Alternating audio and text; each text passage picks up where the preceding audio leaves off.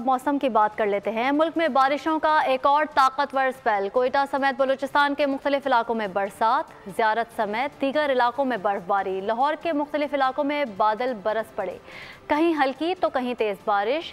सर्दी बढ़ गई। चेन्योट और मालाकंड में बारिश, ज़िला अस्तोर में बर्फबारी। खैबर पख्तूनख्वा में आज से मज़ीद बारिश और बर्फबारी मुतवक्के है।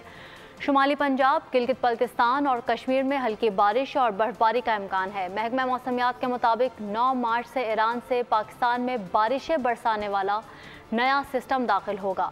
जनूब मगरबी बलूचिस्तान और कैच में बारिश मुतवक्के है। बारिशों के नए सिस्टम के असरात 11 से 12 मार्च तक जारी रहेंगे। बारिश का नया सिस्टम ज़्यादा शिद्दत का नहीं होगा। कराची में भी 9 मार्च से बादल बरसने की पेशगोई है।